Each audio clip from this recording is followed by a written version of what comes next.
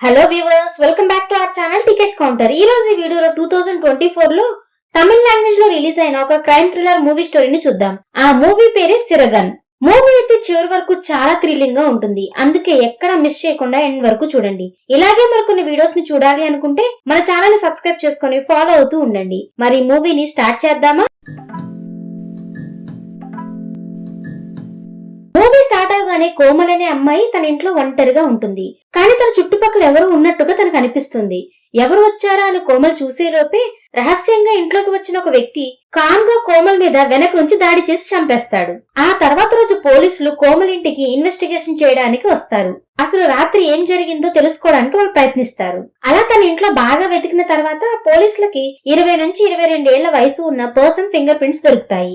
అంతేకాదు కోమల్ విషం తినడం వల్ల చనిపోయినట్లుగా అనిపిస్తుంది, అటాక్ వల్ల కాదు. పోలీసులకి కోమలే ఆత్మహత్య చేసుకుందేమో అని అనిపిస్తుంది. అప్పుడు పోలీస్ ఆఫీసర్ ఇన్బాకి ఆ ఇంట్లో ఒక బబుల్ గమ్ ప్యాకెట్ కనిపిస్తుంది. అప్పుడు వెంటనే ఎదురింట్లో ఉండే ఒక చిన్న అబ్బాయి వచ్చి ఇది నాది అని చెప్తాడు. అందువల్ల ఇన్బాయ్ ఎటువంటి అనుమానం లేకుండా అక్కడి నుంచి వెళ్లిపోతాడు. అలా కొన్ని రోజులు గడిచిపోతాయి. సుందర్ అనే ఎమ్మెల్యేకి గౌతమ్ అనే కొడుకు ఉంటాడు. అంతేకాదు ఆ గౌతమ్ 3 రోజుల నుంచి కనిపించకుండా ఉంటాడు. అందువల్ల తన కొడుకు గురించి తెలుసుకోవడానికి తన అసిస్టెంట్ పూకి ఫోన్ చేస్తూ ఉంటాడు సుందర్. కానీ పూ మాత్రం అసలు ఫోన్సే లిఫ్ట్ చేయడు. మరో పక్క ఇన్బా తన కారులో వెళ్తూ ఉండగా కాళిదాస్ అనే పేరు గల వ్యక్తి తన కారుకు అడ్డంగా వస్తాడు. కాళిదాస్ కొద్దిగా భయపడుతూ ఉంటాడు. దాంతో అతను ఇన్బాని చూసి, సార్ ప్లీజ్ నన్ను కాపాడండి, నా ఫ్రెండ్ కొంతమంది అటాక్ చేసి అతన్ని చాలా దారుణంగా చంపేశారు, నన్ను కూడా చంపాలని చూస్తున్నారు, కానీ నేను అక్కడి నుంచి చాలా కష్టపడి బ్రతికి బయటపడ్డాను అని చెప్తాడు. కాళిదాస్ మాటలను విన్న ఇన్బా వెంటనే కాళిదాస్ ఫ్రెండ్ ఉన్న ప్రాంతానికి వెళ్తాడు. ఇంతకీ కాళిదాస్ ఫ్రెండ్ ఎవరో కాదు, ఎమ్మెల్యే సుందరే. ఎమ్మెల్యే సుందర్ శవంతో పాటు జగన్ అనే వ్యక్తి శవం కూడా పక్కనే పడి ఉంటుంది. దాంతో ఇన్బా కాళిదాస్ ని చూసి అసలు ఇక్కడ ఏం జరిగింది అని అడుగుతాడు. అది విన్న కాళిదాస్, కొంత సమయం క్రితం నేను సుందర్ ఇంకా జగన్ కలిసి మందు తాగుతూ ఉన్నాము, కానీ ఆ సమయంలో సుందర్ చాలా అప్సెట్ గా కనిపించాడు. సుందర్ ఇక్కడికి వచ్చే సమయంలో తనపై 3 వ్యక్తులు దాడి చేశారని, తను ఆ 3 నుంచి దాటుకుని చాలా కష్టపడి ఇక్కడికి చేరుకున్నాను అని చెప్పాడు. అప్పుడు ఆ సమయంలో నేను సుందర్ ని చూసి నీ మీద ఎవరు దాడి చేయగలరు అని అడగగా అది విన్న సుందర్ ఏదో ఒక ఆన్సర్ చెప్పేలోపే పక్కనే కూర్చుని ఉన్న జగన్ గన్ని తీసి సుందర్ ని కాల్చి చంపేశాడు. అది చూసిన నాకు మతిపోయింది. నాకు అసలు ఏం జరుగుతుందో ఏమీ అర్థం కాలేదు. ఆ వెంటనే 3 వ్యక్తులు ఆ ప్రాంతానికి వచ్చారు. బహుశా ఈ 3తో జగన్ కలిసిపోయాడేమో, అంతేకాదు వాళ్లే జగన్ ని చంపేశారేమో. నాకు అసలు అక్కడ ఏం జరిగిందో క్లారిటీగా ఏమీ తెలియదు అని చెప్తాడు. మరోవైపు ఎమ్మెల్యే అసిస్టెంట్ పూ దగ్గరికి శంకర్ అనే పోలీస్ ఆఫీసర్ విచారించడానికి వస్తాడు. అప్పుడు ఆఫీసర్ శంకర్ అసిస్టెంట్ పూని చూసి, సుందర్ తన లాస్ట్ కాల్ నీకు ఎప్పుడు చేశాడో తెలుసా? తను కాల్ చేసినప్పుడు నువ్వెందుకు కాల్ లిఫ్ట్ చేయలేదు అని అడుగుతాడు. అది విన్న పూ, పానీపూరి అమ్మే వ్యక్తి నాకు ఎలాంటి పానీపూరి ఇచ్చాడంటే దాని వల్ల నా స్టమక్ అంతా అప్సెట్ అయింది. నేను వాష్రూమ్ కి తిరుగుతూనే ఉన్నాను. నేను అలాంటి సిచ్యువేషన్ లో కాల్స్ ఎలా లిఫ్ట్ చేయగలను? అందువల్ల ఈ 3 రోజుల్లో అసలు ఏం జరిగిందో నాకేం తెలియదు అని చెప్తాడు అసిస్టెంట్ పూ. మరోవైపు గౌతమ్ ఫ్రెండ్ రాజు అనే వ్యక్తి ఇన్బాకి బైక్ లో వెళ్తూ కనిపిస్తాడు. దాంతో ఇన్బా రాజుతో మాట్లాడడానికి ప్రయత్నిస్తాడు. అప్పుడు రాజు ఇంద్రాన్ని చూసి వెంటనే పారిపోతాడు. దాంతో ఇన్బా రాజుని చేస్ చేస్తూ వెళ్తాడు. కానీ దానివల్ల ఎటువంటి ఉపయోగం ఉండదు, ఎందుకంటే రాజు ఇన్బా నుంచి తప్పించుకొని పారిపోతాడు. దాంతో ఆఫీసర్ ఇన్బా అనుమానం రాజు మీదకు కూడా వెళ్తుంది. మరో పక్క కాళిదాస్ దగ్గరికి ఫహాద్ అనే పేరు గల పోలీస్ ఆఫీసర్ తన కొలీగ్స్ తో కలిసి వస్తాడు. ఫహాద్ కాళిదాస్ చెప్పింది నిజమా అబద్ధమా అని తెలుసుకోవడానికి వచ్చి ఉంటాడు. అందుకే ఫహాద్ కొలీగ్స్ కాళిదాస్ కు ఒక ఇంజెక్షన్ ని వేస్తారు. ఆ ఇంజెక్షన్ వల్ల కాళిదాస్ మత్తులోకి వెళ్తాడు. నిజానికి ఈ మత్తులో ఎవరైనా ఏమడిగినా సరే ఖచ్చితంగా నిజం మాత్రమే చెప్తారు. అందుకే ఆ మత్తులో ఉన్న కాళిదాస్ ని అడగగా జగనే సుందర్ని షూట్ చేశాడు అని నిజం చెప్తాడు. అందువల్ల ఆఫీసర్ ఫహాద్ కి కాళిదాస్ నిజమే చెప్తున్నాడని నమ్మకం కుదురుతుంది. అలా కొంత సమయం తర్వాత కాళిదాస్ సుందర్ మీద దాడి చేయడానికి వచ్చిన ఆ 3 వ్యక్తులతో మాట్లాడుతూ ఉంటాడు. అప్పుడే రివీల్ అయ్యే ట్విస్ట్ ఏంటంటే అలా కాళిదాస్ ఇంకా ఆ 3 గుండాలు మాటల వల్ల మనకు ఈ 3 గుండాలు జగన్ పంపిన గుండాలు కాదని కాళిదాస్ పంపించిన గుండాలు అని తెలుస్తుంది. వీళ్ల ద్వారా కాళిదాస్ సుందర్ చంపాలి అని అనుకున్నాడు. ఎందుకంటే సుందర్ వల్లే కాళిదాస్ గారాల కూతురైనటువంటి నీల ఇప్పుడు కోమాలో ఉంది. అంతేకాదు కాళిదాసే ఆ పానీపూరి వ్యక్తిని పూ దగ్గరికి పంపించి అతను సుందర్ తో లేకుండా చేసి ఆ గూండాలని సుందర్ని చంపడానికి పంపిస్తాడు. కానీ ఆ 3 రౌడీల నుంచి సుందర్ తప్పించుకొని వీళ్ళు ప్లాన్ చేసి కలవాలి అనుకున్న ప్లేస్ కి వచ్చేస్తాడు. ఆ తర్వాత జగన్ సుందర్ని కాల్చి చంపేస్తాడు. కానీ ఇక్కడ సుందర్ని చంపాలనే ప్లాన్ కాళిదాస్ది. ఆ పని మాత్రం జగన్ చేస్తాడు.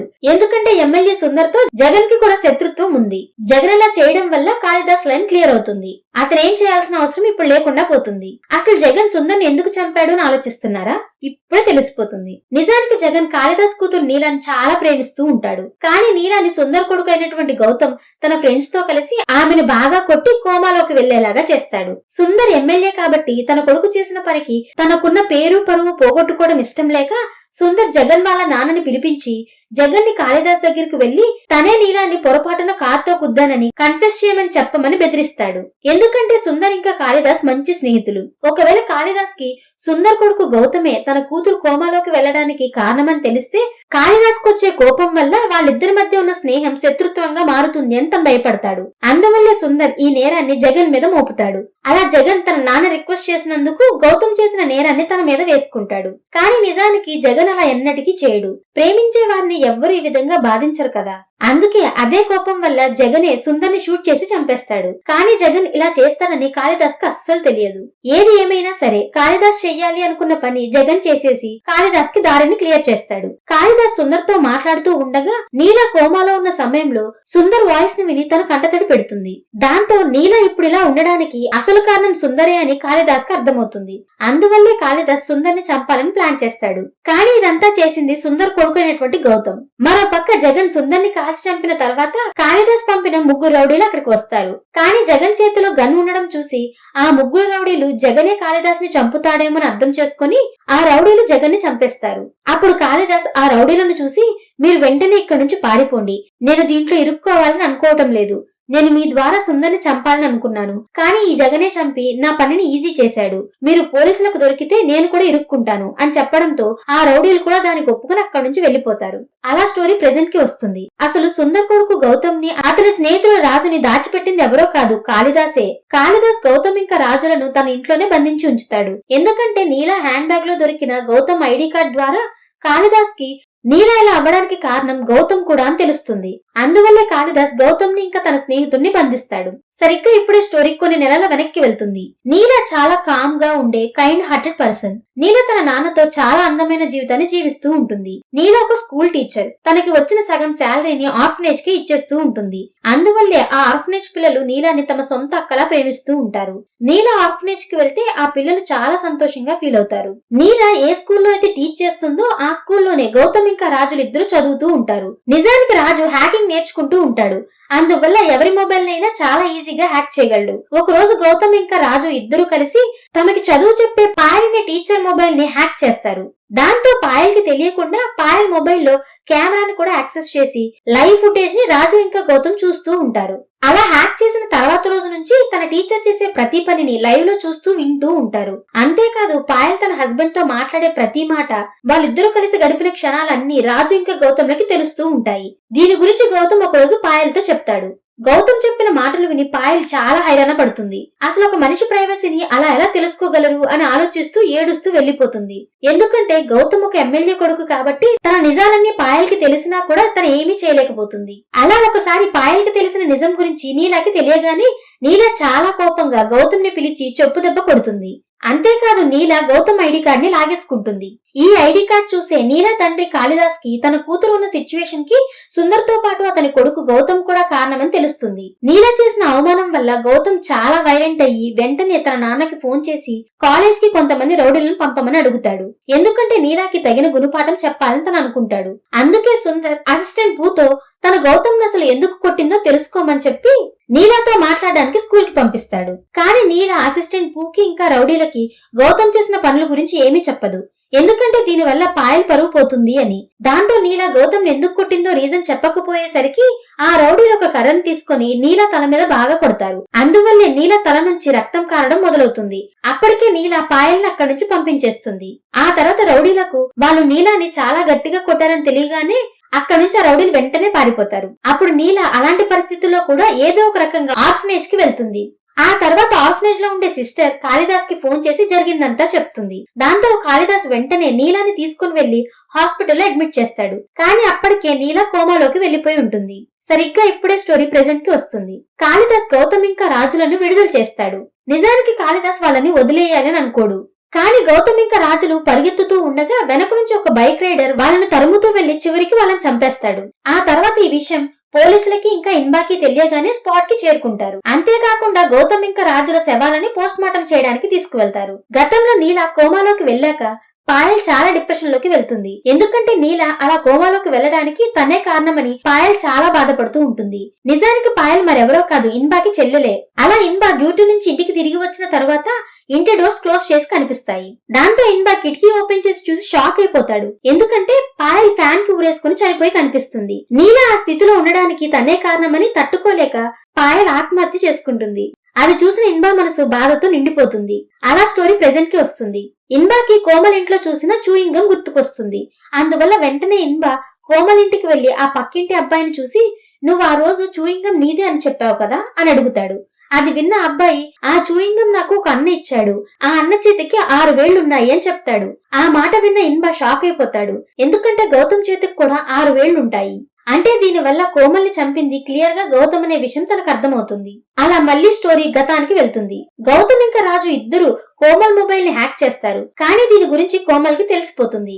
అందువల్ల కోమల్ గౌతమ్ ఇంకా రాజులను చూసి, మీరు ఇంకోసారి ఇలా చేస్తే నేను పోలీస్ కంప్లైంట్ ఇస్తానని వార్న్ చేస్తుంది. కోమల్ బెదిరింపులు విని గౌతమ్ కోపానికి అసలు హద్దులే ఉండవు. అందువల్ల గౌతమ్ రాజుతో కలిసి కోమల్ ఇంటికి వెళ్లి కోమల్ని చంపేస్తాడు. కానీ కోమల్ని చంపుతూ ఉండడాన్ని ఆ పక్కింటి అబ్బాయి చూసేస్తాడు. అందువల్ల గౌతమ్ ఆ అబ్బాయి దగ్గరికి వెళ్లి, ఎవ్వరికీ ఏమీ చెప్పకు, లేదంటే నిన్ను కూడా చంపేస్తాను అని బెదిరించి చూయింగ్ గమ్ ఇస్తాడు. అందువల్లే అబ్బాయి అప్పుడు సైలెంట్ గా ఉంటాడు. కానీ ఈ విషయాన్ని ఇప్పుడు ఇన్బాకి చెప్పేస్తాడు. అలా సీన్ ప్రెజెంట్ కి వస్తుంది. మరో పక్క పాయల్ హస్బెండ్ నందు ఇన్బాకి ఫోన్ చేసి, గౌతమ్ ఇంకా రాజులను చంపింది ఎవరో అని నువ్వు వెతుకుతున్నావు కదా, వాళ్ళని చంపింది నేనే. జగన్ చనిపోయే ముందు పాయల్తో గౌతమ్ ఇంకా రాజులు వాళ్ళతో ఎలా బిహేవ్ చేశారో ఏం చేశారో అంతా నాకు చెప్పాడు. పాయల్ ని కాపాడే ప్రాసెస్ లోనే నీలా కోమాలోకి వెళ్లిపోయింది. అందుకే నేను ఎలాగైనా గౌతమ్ ఇంకా రాజులను పోలీసులకు అప్పగించకుండా నా చేతులతో నేనే వాళ్ళని చంపాలని అనుకున్నాను. సరిగ్గా అదే సమయంలో నన్ను కాళిదాస్ కలిశారు. కాళిదాస్ వాళ్ళిద్దరిని బంధించి ఉంచారు. కాళిదాసే వాళ్ళిద్దరిని చంపాలనుకున్నారు. కానీ నేనే వాళ్ళని నాకు వదిలిపెట్టమని, నేనే నా చేతులతో చంపేస్తానని చెప్పాను. అందువల్లే కాళిదాస్ వాళ్ళిద్దరిని వదిలేశారు. అలా గౌతమ్ ఇంకా రాజులు కాళిదాస్ ఇంటి నుంచి పరిగెత్తుతూ వెళ్తూ ఉన్న సమయంలో నేనే బైక్ మీద వెళ్లి వాళ్ళని చంపేశాను. వాళ్ళకి తగిన గుణపాఠం చెప్పాలని నేను ఇలా చేశాను. నాకు ఈ దారి కాక వేరే ఏదీ కనిపించలేదు. నన్ను క్షమించు. నా భార్య, అదే నీ చెల్లిని అలా చేసినందుకు నేను రివెంజ్ తీర్చుకున్నాను. నువ్వొచ్చి నన్ను అరెస్ట్ చెయ్యి, దీనివల్ల ఈ కేసు క్లోజ్ అవుతుంది అని చెప్తాడు. నందు చెప్పిన మాటలు విని ఇన్బా చాలా టెన్షన్ పడతాడు. కానీ ఇన్బా మాత్రం తన చెల్లి చావుకి తగిన న్యాయం జరిగిందని సంతోషంగా కూడా ఫీల్ అవుతాడు. తన చెల్లి చనిపోయినందుకు ఆ కేసుని తనే ఇన్వెస్టిగేట్ చేయలేక ఆ కేసుని ఫహాద్ కి అప్పగిస్తాడు. ఆ విధంగా పాయల్ ఎందుకు ఆత్మహత్య చేసుకుందనే నిజాలు తెలిసి ఈ కేసు క్లోజ్ అవుతుంది. ఆ తర్వాత ఇన్బా నందుని తీసుకుని వచ్చి జైల్లో వేస్తాడు. మరో పక్క కాళిదాస్ ఫహాద్ తో మాట్లాడుతూ ఉంటాడు. కాళిదాస్ చాలా సంతోషంగా ఉంటాడు. కాళిదాస్ తన మనసులో, ప్లాన్ చేసింది నేను, కానీ ఈ ప్లాన్ ని అమలు చేసింది వేరే వాళ్ళు. వాళ్ళకి న్యాయం జరిగింది, నా కూతురికి కూడా న్యాయం జరిగింది, నా శత్రువులందరూ నాశనం అయిపోయారు అని ఆలోచిస్తాడు. ఈ ప్లాన్ ని వేసింది కాళిదాస్ అని ఎవ్వరికీ తెలియదు. కానీ అదే సమయంలో అక్కడికి ఒక మాస్క్ పెట్టుకున్న వ్యక్తి వచ్చి నేరుగా కాళిదాస్ మీద గన్ను గురిపెట్టి తనని షూట్ చేసి చంపేస్తాడు. నిజానికి ఆ మాస్క్ వేసుకున్న వ్యక్తి ఎవరో మాత్రం చూపించారు. ఆ వ్యక్తి పెట్టుకున్న ఒక ఉంగరం చూస్తే అతను పోలీస్ ఆఫీసర్ శంకర్ అని అర్థమవుతుంది. అదే అసిస్టెంట్ పూతో మాట్లాడడానికి వచ్చిన ఆ పోలీస్ ఆఫీసర్ శంకరే. అసలు ఆఫీసర్ శంకర్ కాళిదాస్ ని ఎందుకు చంపాడో కారణం చెప్పరు. సరిగ్గా ఇక్కడతో ఈ మూవీ ఎండ్ అవుతుంది. కానీ తనని అలా చేయమని అసిస్టెంట్ పూనే చెప్పుండొచ్చు. సుందర్ ఇంకా గౌతమ్లకి శత్రువు కాళిదాస్ అనే విషయం అసిస్టెంట్ పూకి తెలుసు. అందుకే సుందర్ ఇంకా గౌతమ్ల చావుకి పగ తీర్చుకోవడానికి అసిస్టెంట్ పూ శంకర్ తో కలిసి ఇలా చేయించి ఉంటాడు అని అనిపిస్తుంది. నిజానికి కాళిదాస్ ని ఎవరు చంపారు, ఎవరు ప్లాన్ చేసి చంపారు అనేది క్లియర్ గా చెప్పరు. వ్యూవర్స్ మీకేమనిపిస్తుంది? అసలు ఎవరు కాళిదాస్ ని చంపడానికి ప్లాన్ చేసి ఉంటారు? మీకేమనిపిస్తుందో ఖచ్చితంగా కామెంట్ చేసి చెప్తారు కదా. మీరు చేసే కామెంట్స్, లైక్స్ అండ్ సబ్స్క్రిప్షన్స్ మాకు నెక్స్ట్ వీడియో చేయడానికి ఎంతో ఎంకరేజ్మెంట్ ని ఇస్తాయి. ఈ వీడియో కనుక మీకు నచ్చినట్లయితే మీ ఫ్రెండ్స్ అండ్ ఫ్యామిలీతో కూడా షేర్ చేసుకుని తప్పకుండా సపోర్ట్ చేస్తూ ఉండండి. ఈ మూవీ